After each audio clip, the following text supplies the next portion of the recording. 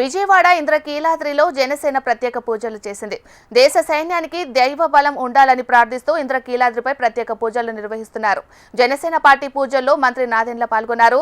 పహల్గాంలో పర్యాటకులను కాల్చి చంపిన ఘటన దేశాన్ని శోక సంద్రంలోకి నెట్టిందని మంత్రి అన్నారు. అమ్మవారి ఆశీస్సులతో సైనికులకు అండగా నిలిచేలా ప్రత్యేక పూజలు చేస్తున్నామన్నారు.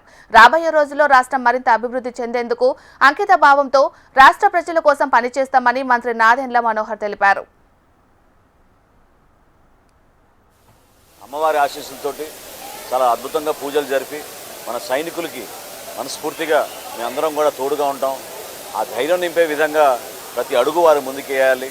ఇటువంటి కార్యక్రమాలు ఎప్పుడు కూడా జనసేన పార్టీలో ఉన్న శ్రేణులందరూ కూడా కలిసికట్టుగా ప్రజల్లో ఒక మంచి భావన వచ్చే విధంగా వర్తమాన రాజకీయాల్లో ఏ పార్టీ చేయని విధంగా మేము నిలబడుతున్నాం. అనేక కార్యక్రమాలు చేపట్టాం. అమాయకులుగా ఉన్న పర్యాటకుల్ని పహల్గాంలో ఆ రోజు జరిగిన సంఘటన ప్రత్యేకంగా వ్యక్తిగతంగా కూడా ప్రతి ఒక్కరిని కదిలివేసింది. ఆ రోజు నుంచి ఈ రోజు వరకు కూడా కాల్పులు విరమణ జరిగినాక కూడా ఏ రోజైనా మరొకసారి యుద్ధ వాతావరణం వచ్చే పరిస్థితి కనపడుతోంది. కాబట్టి